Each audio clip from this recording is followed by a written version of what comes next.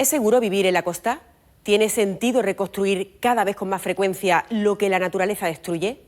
Lo vemos. Costas de Andalucía, un lugar donde vivir o donde pasar unos días de descanso. Un recurso económico y turístico de primer orden, pero también un espacio frágil, vulnerable y donde más se notan ya los efectos del cambio climático.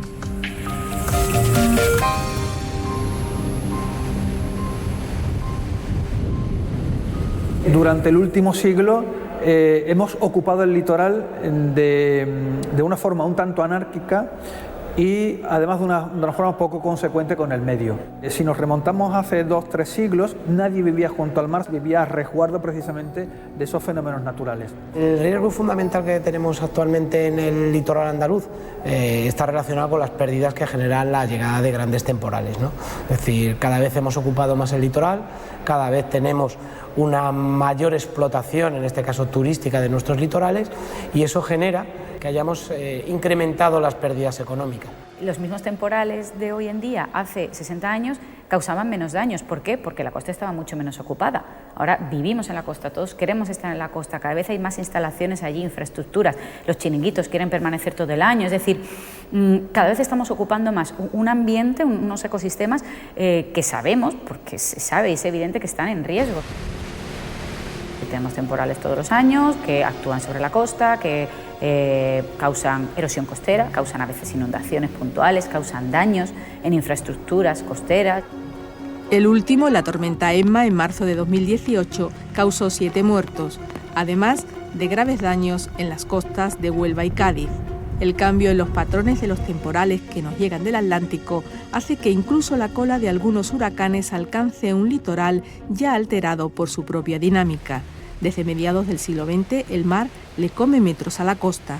Nuestra costa ha estado moviéndose hacia el mar, es decir, progradándose, por ejemplo, hasta los siglos XVII y XVIII. ¿A qué se debía eso?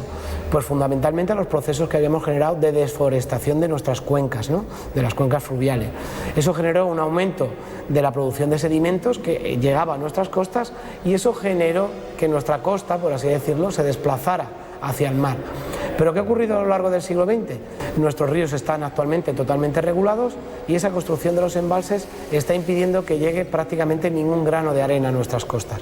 La actuación en zonas puntuales con obras de ingeniería como son las construcciones de espigones, la construcción de puertos, generan que las tasas de erosión en esos puntos concretos sean todavía mayores. En esas zonas, por ejemplo la costa de Huelva o la costa de Cádiz, hemos registrado erosión y retroceso costero de hasta 250 metros en los últimos 50 años.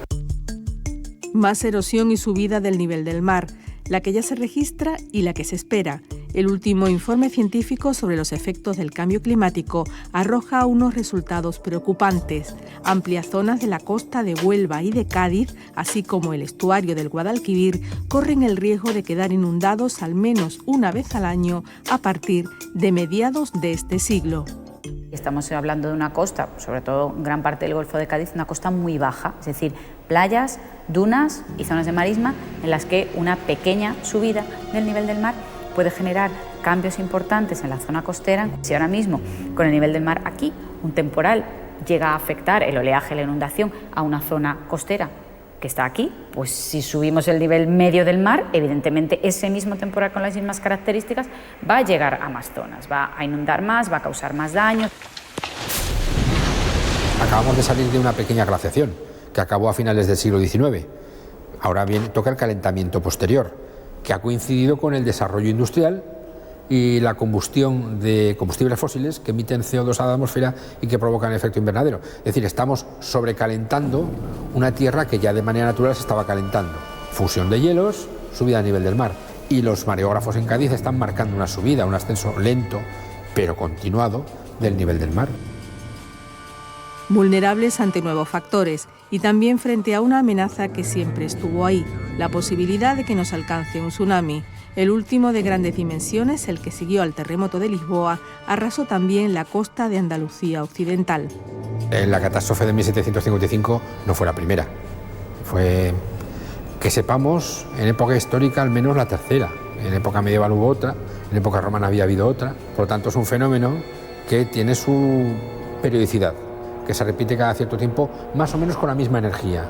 La repetición parece asegurada, o sea, que vamos a tener otra vez un evento de esa magnitud, parece muy claro, geológicamente por lo menos lo tenemos muy claro, lo que no sabemos exactamente cuándo. Medir la actividad sísmica es una de las misiones del Real Observatorio de la Armada de San Fernando, en Cádiz. Es el primer observatorio que se crea en España y data de 1753. Inicialmente las misiones eran astronómicas, pero hemos sido pioneros en muchas de las ciencias. El primer sismógrafo que se instala en España se instala precisamente aquí en San Fernando, en este observatorio, en 1898. Estamos viviendo muy cerca de lo que es el borde, el límite de placas, el borde de una placa, la placa africana con la euroasiática, o sea que estamos justo ahí y siempre hay fricciones. La Tierra, aunque parezca que es muy rígida, realmente tiene una cierta elasticidad. Entonces ese empuje se va adaptando, pero llega un momento en que rompe. Un peligro latente del que habla el documental La Gran Ola, rodado entre Andalucía y Portugal. En él se plantea qué podría pasar ahora ante un maremoto similar al de 1755. Actualmente, bien, si hay un terremoto, hay una tabla que nos dice que si un terremoto con una determinada magnitud puede o no generar tsunami. Pero no hay confirmación, es decir, no tenemos la seguridad de que haya un maremoto. Actualmente los sistemas de confirmación es la red de mareógrafos, pero los mareógrafos están en la costa, o sea que hasta que llegue a la costa realmente no tenemos una confirmación fehaciente de que la ola está de camino. Desde que se produce el terremoto hasta que llega el tsunami, en el caso portugués son minutos, en el caso de Huelva podría ser media hora, en el caso de Cádiz 3/4 de hora. 3/4 de hora, por mucho que se dé alerta instantáneamente, ¿da tiempo para evacuar la ciudad? No. Es más eficaz que la gente sepa qué tiene que hacer en caso de que sienta un terremoto. Debe alejarse de la playa, si ve en el horizonte masas de espuma y una cosa extraña, debe subir a un segundo o un tercer piso del edificio más próximo que encuentre, nunca debe coger el coche, en fin, sistemas de autodefensa o de autoprotección. Los científicos siguen trabajando con el objetivo todavía lejano de poder predecir los terremotos. Mientras tanto, los esfuerzos se centran en los sistemas de aviso y los expertos ponen el acento en la divulgación, en pasar de la cultura del desastre a la cultura de la prevención. El documental de La Gran Ola yo creo que ha sido de gran ayuda también para la divulgación, aunque no deberíamos olvidarnos que esa divulgación tiene que ser continua, no pesada, no abrumadora, pero sí continua, como un goteo, y que sería muy bueno que en los colegios hubiera simulacros y que se informara a los niños de qué hacer en caso de terremoto, en caso de tsunami, en caso de incendio, en caso de cualquier otro tipo de evento que pudiera ser peligroso, ¿no? Hablar de catástrofes no es catastrofismo. Eso es lo que hay que decirle a la gente. Si yo estoy hablando de una catástrofe, por favor, que no se piense que ya en sí mismo soy alarmista, soy amarillista. Tenemos que ser conscientes de que tenemos que invertir en esto. Es decir, dar más información, dar más conocimiento, conocer más sobre estas cosas. Porque si no, claro, el día de mañana, cuando, no sé, tengamos el problema enfrente de nuestros ojos, entonces cuando nos reclamarán, ay, ¿por qué no nos dijeron nada los científicos? ¿Cada cuántas veces ocurre? ¿Cada cuántas veces hay un maremoto como el de 1755? ¿Cada cuánto tiempo hay una borrasca como la borrasca Emma del año 2018? ¿Cuánto tiempo tarda el mar en subir 1 centímetro, medio metro o 1 metro?